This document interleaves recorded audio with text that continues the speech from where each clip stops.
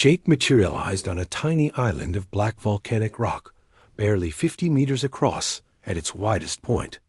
The transport beam faded away, leaving him alone with the sound of crashing waves and howling wind. Dark clouds filled the sky above him, and the air tasted of salt and something metallic that made his tongue tingle. He looked around his new home and felt his heart sink. The island rose only 10 feet above the current water level, and he could see foam from the largest waves reaching almost to the highest point. Jagged rocks jutted up from the surface like broken teeth, and the only vegetation was stringy seaweed that clung to the rocks near the waterline. The ocean stretched endlessly in all directions, dark and violent under the storm clouds. Jake could see other small islands scattered across the water, some barely visible as dots on the horizon. He knew that each one held another contestant, all of them fighting for their lives against this hostile world. Within minutes of his arrival, Jake noticed emergency beacons starting to flash in the distance. Bright red lights pierced through the gloom as contestants activated their rescue devices rather than face certain death. He counted 3 beacons in the first hour, 5 more before the first major storm hit. The storm arrived like a living thing, roaring across the ocean with winds that nearly knocked Jake off his feet.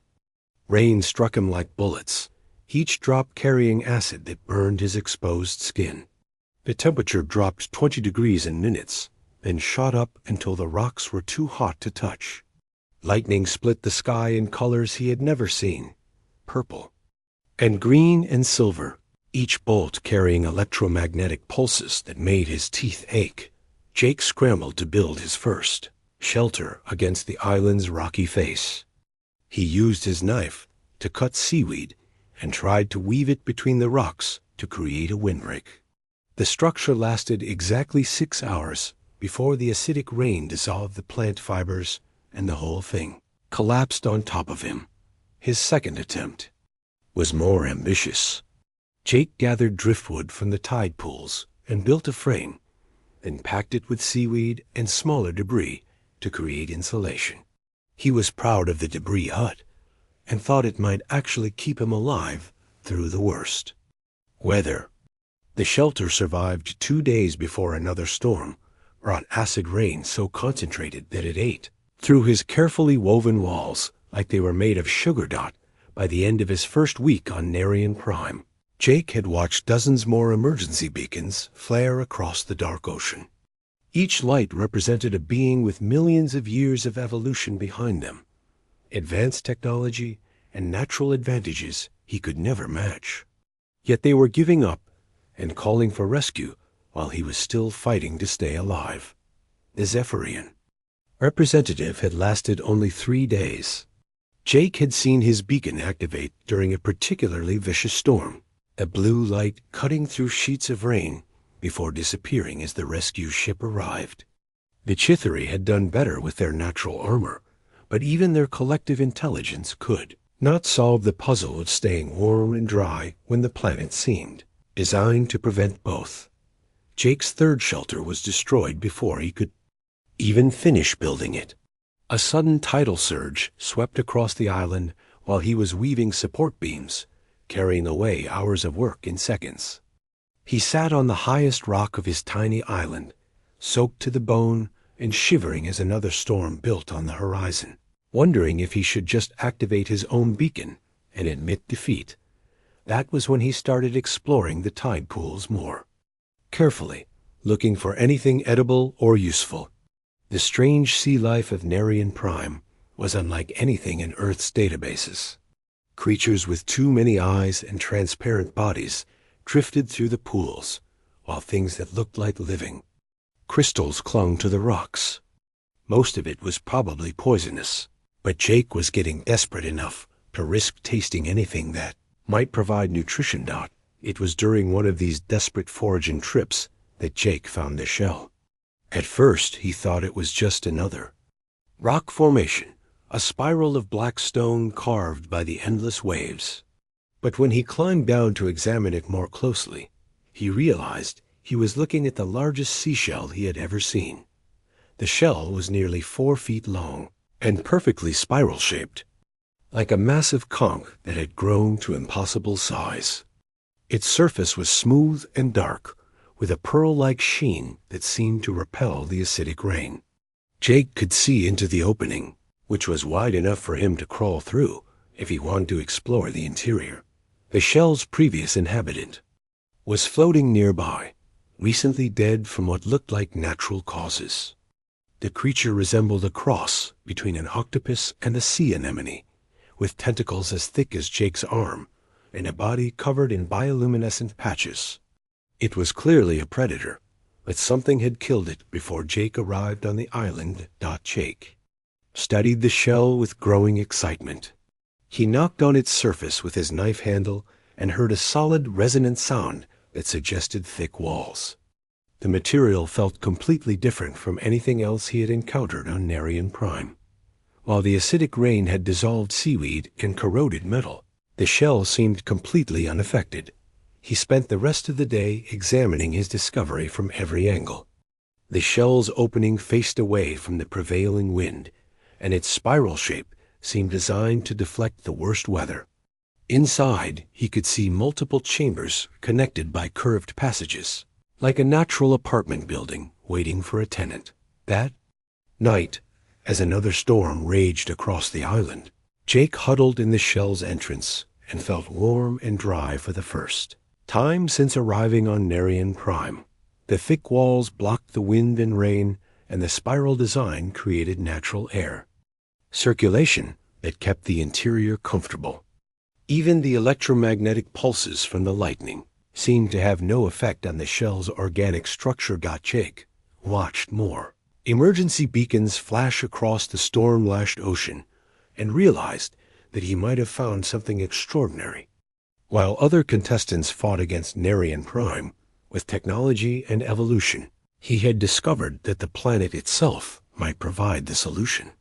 The shell was not just shelter. It was a home designed by millions of years of natural selection to survive exactly these conditions. As the storm howled outside his new refuge, Jake Morrison began to plan the most ambitious construction project in the trial's history. He was going to turn this giant shell into a place where a human being could not just survive, but actually live comfortably on one of the most hostile worlds in the galaxy. Jake woke up on the 20th day of the trial, feeling better than he had since arriving on Narration Prime. The shell house had become more than just shelter. It had become a comfortable home that worked perfectly with the planet's violent weather patterns.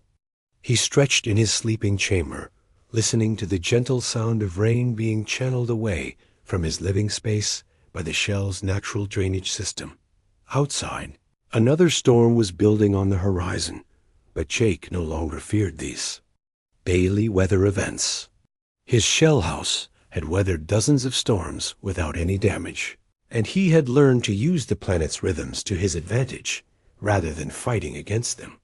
The approaching storm meant fresh water for his collection system, and probably some interesting sea life washing up in the tide pools. Afterward, Jake crawled through the connecting passage to his workshop chamber, where he had been crafting increasingly sophisticated tools from the island's volcanic glass and driftwood.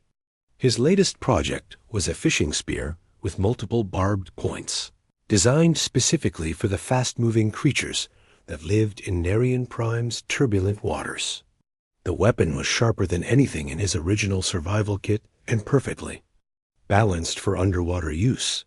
He moved to his food storage chamber, where preserved fish and processed seaweed hung from hooks carved into the shell's interior walls.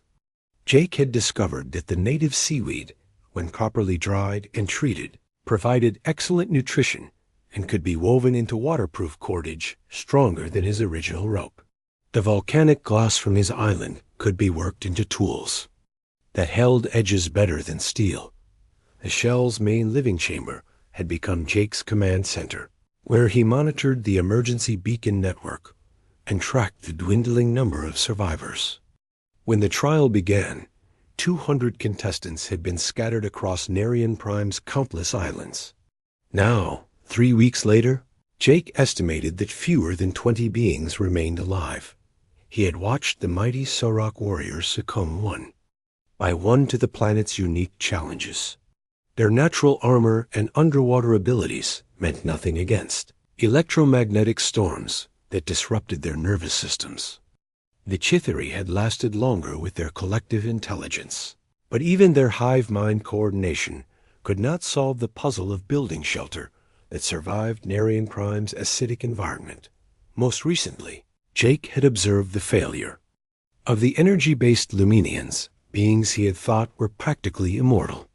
Their ability to phase through matter became a deadly trap when Narian Prime's electromagnetic fields interfered with their energy forms, leaving them stuck in solid matter during storms. 3 Luminian beacons had activated in a single day as the creatures found themselves unable to maintain cohesion in their natural state. Jake checked his water collection system, a network of channels carved into the shell's surface that guided rainwater through a filtration system he had built from volcanic sand and charcoal. The system produced cleaner water than his dwindling supply of purification tablets ever could, and it worked continuously without any maintenance required from him. His fishing techniques had evolved far beyond desperate scavenging into sophisticated hunting strategies. Jake had learned to read the tidal patterns and position his traps to take advantage of the ocean's natural flows. The shell house's entrance chambers worked as perfect funnels, channeling water and sea life directly into his capture areas during high tide. He could catch enough food in a single tide cycle to feed himself for days. The most remarkable discovery had been learning to predict Narian Prime's weather patterns. The shell house's natural acoustics amplified distant sounds, allowing Jake to hear approaching storms hours before they arrived. The electromagnetic pulses that preceded each weather system created distinctive harmonic resonances in the shell's structure, giving him advance warning of everything from minor rain showers to major electromagnetic storms. Jake had also learned to process and preserve food using methods that worked within the planet's extreme conditions. The shell's deeper chambers maintained constant temperatures that were perfect for drying fish and seaweed. He had discovered that certain combinations of native plants, when properly prepared, created preservatives that prevented food spoilage, even in Narian Prime's humid environment. On this particular morning, Jake was preparing for a swimming expedition to a nearby tidal pool system he had been mapping for several days. The pools contained species of sea life he had not yet encountered, and he suspected they might provide new sources of food or useful materials. His underwater capabilities had improved dramatically as he learned to work with Narian Prime's powerful currents rather than fighting against them. As he gathered his equipment, Jake noticed something unusual happening with the emergency beacon network. One of the signals, which had been broadcasting from an island about 2 miles south of his position, was flickering in an irregular pattern. Instead of the steady pulse that indicated normal status or the rapid flashing that meant immediate rescue request, this beacon was sending what looked like a distress call. Jake studied the signal pattern and realized that someone was still alive, but in serious trouble. The beacon's location had been occupied by a Cortex representative, one of the galaxy's most intellectually advanced species. These beings were known for their superior problem-solving abilities and had been considered among the most likely survivors of the trial. After checking the tidal schedule and weather patterns, Jake made a decision that would have seemed impossible 3 weeks earlier. He was going to swim to the other island and attempt a rescue. The distance was manageable during the calm period between tides, and his understanding of Narian Prime's ocean currents would allow him to make the journey safely. Jake gathered emergency supplies and sealed them in a waterproof container made from processed seaweed. He included dried food, fresh water, and some of his best tools, knowing that whoever he found would probably need immediate help. The swim would be dangerous, but Jake had learned to trust his growing understanding of Narian Prime's patterns. As he prepared to leave his shell house, Jake reflected on how much had changed since his arrival. He was no longer the desperate human struggling to survive on a hostile world. He had become something new, a being who understood Narration Prime's rhythms and worked with them to create not just survival, but genuine comfort and security. The other species had brought millions of years of evolution and advanced technology to this trial, but they had all tried to impose their will on an unforgiving planet. Jake had learned to listen to what Narration Prime was trying to teach him, and in return, the planet had provided everything he needed to build a real home among the storms and tides. Jake stood on the highest point of his island on the 30th morning, watching the Galactic Council's retrieval ships descend through Narration Prime's stormy atmosphere. Their massive forms cut through the clouds like silver daggers, their hulls gleaming despite the acidic rain that had destroyed so much technology over the past month. The human captain felt surprisingly calm as he waited for the transport beams to lock onto his position. Around him, his shell house had grown into something that barely resembled the simple shelter he had started with 3 weeks ago. Multiple chambers connected by carved passages, workshops filled with tools he had crafted from the planet's materials, storage areas packed with preserved food, and even a small garden where he had begun growing native plants that could survive in Narration Prime's harsh environment. Jake had become the only survivor of the Calith survival trial, the first being in over 3 centuries to complete the challenge successfully. The emergency beacon network that had once showed 200 active signals now displayed only his steady green light, broadcasting normal status, while the rest of the galaxy waited to see if humanity had earned its place among the stars. Rescue of the Cortex representative a week earlier had changed everything Jake thought he knew about survival and cooperation. When he had swum through the treacherous currents to reach the dying alien, he had found one of the galaxy's most advanced beings reduced to a starving, broken creature barely clinging to life on a barren rock. The Cortex had spent his superior intellect trying to calculate mathematical solutions to problems that required practical adaptation. Jake had brought the alien back to his shell house and nursed him back to health, sharing his food and water, while explaining the techniques he had developed for living comfortably on Narration Prime. The Cortex had studied Jake's innovations with growing amazement, realizing that the human approach to survival was completely different from anything known in galactic civilization. Where other species had tried to impose their will on the hostile environment or rely on their natural advantages, Jake had learned to listen to what the planet was trying to teach him. He had worked with Narration Prime's natural systems instead of fighting against them, creating solutions that were sustainable and comfortable rather than just barely adequate for survival. The ancient Overseer materialized on Jake's island before the transport ships could reach him. The powerful being's form shifting like smoke in the perpetual wind. Jake had expected this visit and had prepared a demonstration of his techniques and innovations.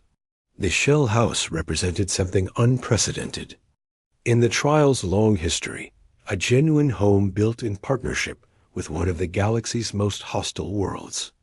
Jake Morrison of Earth, the Overseer's voice echoed directly in his mind. You have achieved what was thought impossible. Not only have you survived the Calith trial, you have thrived here in ways that challenge our understanding of adaptation and survival. Jake gestured toward his shell house and the various systems he had built around it. I had good teachers, sir. The planet showed me everything I needed to know. I just had to learn how to pay attention to what it was saying.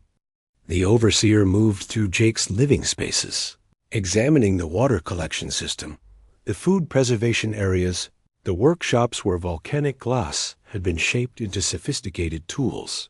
The ancient being's attention lingered on the garden, where native plants grew in carefully tended soil, the first attempt at agriculture ever successful on Narration Prime. Your species brought no evolutionary advantages to this trial, the Overseer observed. No natural armor, no advanced technology. No special abilities that would suggest superiority over the other contestants. Yet you alone survived, while beings with millions of years of specialized development perished within days. Jake nodded toward the ocean, where emergency beacons had flashed and died over the past month. Every other species tried to force Narration, primed to accommodate their needs. The Sarok brought underwater abilities, but couldn't handle the electromagnetic storms. The Chithari had collective intelligence, but couldn't adapt when their standard solutions failed. The Luminians could phase through matter until the planet's energy fields trapped them in solid form. The Overseer's form solidified slightly, becoming more human-like in appearance. And what did humanity bring that proved superior to these advantages? Curiosity, I guess, Jake said, running his hand along the smooth surface of his shell house. And maybe stubbornness. When my first shelter failed, I didn't assume the planet was impossible to survive on.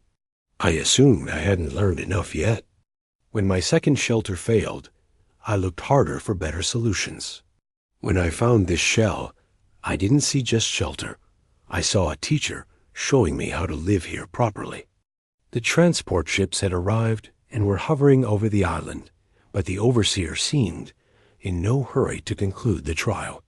The ancient being examined Jake's fishing equipment, his food processing techniques, and the sophisticated ventilation system that kept the shell house comfortable in all weather conditions.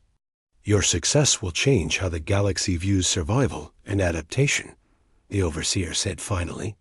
Species across known space have assumed that advancement meant developing beyond the need to work with natural systems. You have demonstrated. But the most advanced solution may be the one that works in harmony with existing forces rather than overriding them. Jake looked out at the stormy ocean that had been his home for 30 days and felt a strange sadness at leaving. Narration Prime had tried to kill him for the first week, but once he learned to read its patterns and work with its rhythms, the planet had provided everything he needed to build a genuine home. The shell house would remain here, weathering future storms and serving as proof that cooperation could triumph where force had failed. What happens now? Jake asked as the transport beam began to lock onto his position. Now humanity earns its place in galactic civilization, not as a junior partner or probationary member, but as teachers of adaptation and survival. Your techniques will be studied and adapted for use on thousands of hostile worlds. Your shell house will become a research station where beings from across the galaxy come to learn new approaches to impossible problems. As the transport beam lifted Jake away from Narration Prime, he looked down at his shell house one last time. The structure sat perfectly integrated with the island's natural features, its chambers and passages designed to work with the planets. Weather patterns rather than against them. Storm clouds were gathering on the horizon, but Jake knew his home would weather them as it had weathered all the others. The Galactic Council's promise of advanced technology and new territories seemed less important now than the knowledge that humanity had found its unique role in the galaxy. They would be the species that learned to make homes in impossible places, the beings who could listen to what hostile worlds were trying to teach and find ways to build comfortable lives in partnership with forces that had defeated everyone else. Jake Morrison returned to Earth as a hero, but his greatest achievement remained on Narration Prime, a shell house that proved the most advanced civilizations in the galaxy still had something to learn from human curiosity and stubborn determination, to find a way where others saw only obstacles. The research ship Meridian moved slowly through the dark space above planet XK-739. Captain Jake Morrison stood on the bridge looking at the screens that showed the strange world below them. The planet looked normal from space, but the readings told a different story. Dr. Lisa Carter walked up to Jake with her tablet in hand. She was the best rock scientist on the ship, and her face showed worry. Behind her came the alien science officer Kliktar, who looked like a giant bug with many eyes and long, thin arms. His clicking sounds meant he was nervous about something. "Captain, we found something down there, but it might be too dangerous to check out," Lisa said as she handed Jake the tablet. The screen showed a massive cave that went deep into the planet. The numbers next to it made Jake frown. Clicker made more clicking sounds before speaking in his strange voice. "The cave system goes down 12 kilometers into the planet core. The air inside would kill most living things in just a few minutes. The gas readings are worse than anything we have seen before." Jake looked at the cave opening on the screen. It was huge and black, like the mouth of some giant monster. The rocks around it were twisted into weird shapes that hurt to look at. "What kind of gases are we talking about here?" Lisa pointed at the numbers on her screen. "Acid vapors that would eat through most materials we know. Radiation levels that would cook you from the inside. And some kind of unknown gas that our sensors cannot even identify." The bridge door opened and Velemon floated in. The crystal alien looked like a walking diamond that changed colors when it talked. Right now it was flashing red, which meant danger in their language. "Captain, I must speak with you about this cave system. My people have records of similar places on other worlds." Jake turned to face the crystal being. "What kind of records?" Velemon flashed darker red. 3 different exploration teams tried to enter caves like this one. None of them ever came back. The Galactic Council marked all such places as death zones. No one is allowed to go near them. Clicker nodded his bug head quickly. "The Velhai people also have stories about these caves. We call them the Hungry Mouths because they swallow everything that goes inside. Ships, tools, people, everything just disappears." Lisa looked frustrated. "But look at these energy readings. There is something artificial down there. These patterns do not match any natural rock formation I have ever studied. Someone or something built structures inside that cave." Jake studied the energy patterns on the screen. They did look strange, like machine signatures rather than natural ones. Could be old mining equipment, or maybe a research station that got abandoned. Or it could be a trap, Clicker said with more nervous clicking. "My people believe these caves are made by something that hunts intelligent life. The perfect environment to kill anything that enters." Velemon changed to a deep blue color, which meant serious concern. "Captain Morrison, I must formally request that we mark this location as forbidden and continue our survey elsewhere. The risk is simply too great for any potential reward." Lisa shook her head. "You are all missing the important part. Look at these mineral readings. The rocks around the cave contain elements that should not exist naturally. And these electromagnetic patterns suggest advanced technology, possibly thousands of years old." Jake walked over to the main viewing screen and stared down at the planet. The cave opening looked like a wound in the surface, surrounded by those twisted rocks.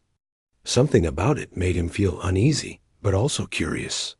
How long would someone survive down there with a full environmental suit? "Maybe 30 minutes if they were very lucky," Lisa said. "The acid vapors would eat through the suit seals eventually. And if the suit failed for any reason, death would be instant." Clicker made a sound like breaking glass. "Captain, you cannot be considering an exploration mission. The mortality rate would be 100%. No discovery is worth certain death. The Zephyrian High Council has strict orders about these cave systems," Velemon added. "Any ship that attempts to explore one will lose all support from the Galactic Federation. You would be on your own." Jake looked around the bridge at his mixed crew. The aliens all showed signs of fear in their own ways. Clicker was clicking nervously, and his many eyes kept darting toward the exit. Velemon flashed warning colors continuously. Even the other alien crew members at their stations looked ready to run. But the human crew members had different expressions. Lisa looked excited despite the danger. Lieutenant Ben Torres, the security chief, was already studying tactical approaches. On his screen, Navigator Amy Walsh was calculating entry routes. Engineer Ron Baker was checking their environmental suit inventory. "Sir," Ben said without looking up from his console, "I count 6 heavy-duty environmental suits in storage. Full life support, independent air supply, radiation shielding. They are rated for extreme hostile environment work." Amy nodded from her station. "I can plot an approach route that avoids the worst atmospheric disturbances. The southeastern slope looks most stable." Ron was already running diagnostics. "Give me 6 hours, and I can upgrade the suit systems to handle extended exposure to corrosive atmospheres. Maybe buy us an extra hour of operational time." Clichter stared at the humans, with all his eyes wide. "You are all insane. Why do humans always choose the most dangerous possible option when safer alternatives exist?" Lisa smiled at the bug alien. "Because the most dangerous places often hide the most important discoveries. If this cave system is artificial, if someone built those structures, then we need to know who and why." Jake made his decision. "We will spend today analyzing all the data we have. Tomorrow morning, I want detailed risk assessments, survival probabilities, and mission plans from everyone. Then we decide whether to proceed or mark this place as off-limits." Velamon flashed angry orange. "Captain, I must protest this course of action. The Galactic Council will not approve any exploration of this site." "The Galactic Council is not here," Jake said firmly. "We are scientists and explorers.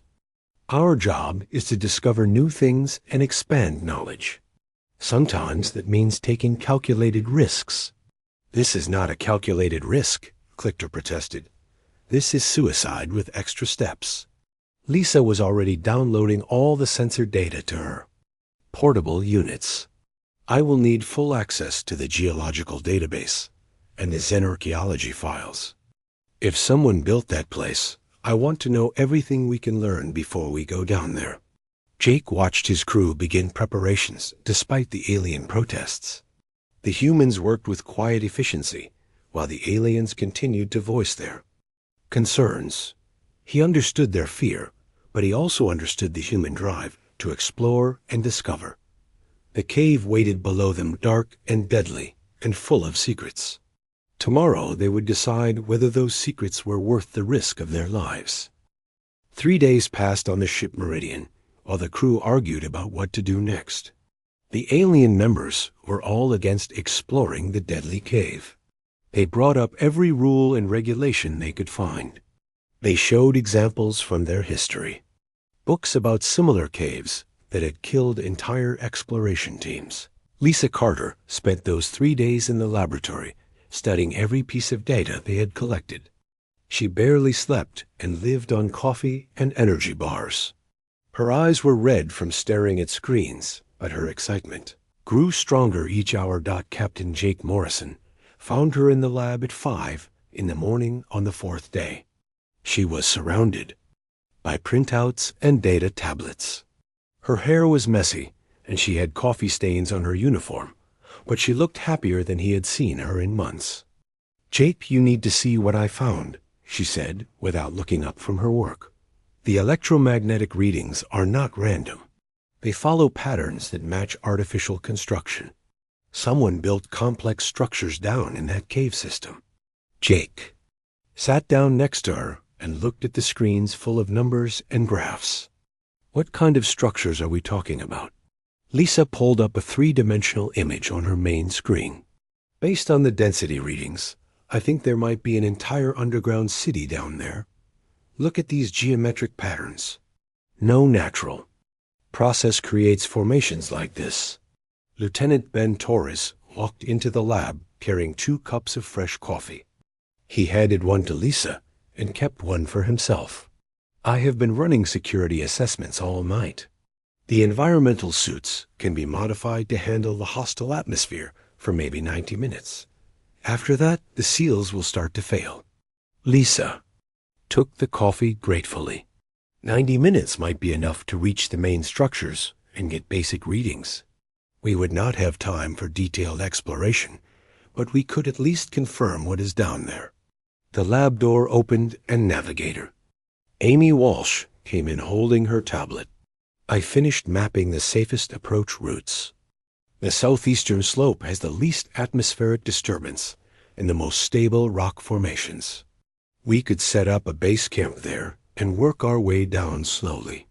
Jake looked at his human crew members. They were all tired from working through the night, but their eyes showed determination rather than fear. What about extraction if something goes wrong? Ben had already thought about that problem. Engineer Ron Baker is working on emergency beacon systems. If anyone gets in trouble, the others can find them quickly. We would also maintain constant radio contact with the ship. Amy nodded. I can program automated return routes into everyone's suit computers. If someone becomes unconscious or injured, their suit will try to guide them back to the surface automatically. The lab door slid open again, and the alien officers walked in. Clicker was clicking nervously as usual. His bug eyes looked at all the human preparation work with obvious horror. Behind him, Velomon flashed warning colors that filled the room with red and orange light. Captain Morrison, Clicker said in his strange voice, we have completed our own analysis of this situation. The risk assessment shows a mortality probability of 97%. This is not exploration, it is group suicide. Velomon changed to deep blue, which meant formal protest. The Galactic Council has specific regulations about cave systems. Like this one, Article 47 of the Exploration Safety Code strictly forbids any attempt to enter areas with atmospheric toxicity above level 8. This cave measures level 15. Lisa looked up from her work with frustration clear on her face. Those regulations were written by species that never take risks. How do you think humans discovered fire or built spaceships? We take chances that others call impossible. Clicker made a sound like grinding metal. Taking chances is one thing, Dr. Carter. Walking into certain death is something else entirely. My people have a saying about creatures who ignore obvious danger. We call them extinct. Jake stood up and walked to the lab's main screen. He stared at the image of the cave opening far. Below them on the planet's surface. What if we are missing something important down there? What if those structures contain knowledge that could help the entire galaxy? What if they contain something that could destroy the entire galaxy? Velomon replied with flashing red lights. Unknown technology in hostile environments is often dangerous for good reasons. Amy was studying her navigation charts. The mineral readings suggest the cave system connects to a much larger underground network. If there really is a city down there, it might extend for hundreds of kilometers in all directions. Ron Baker walked into the crowded lab carrying a modified environmental suit.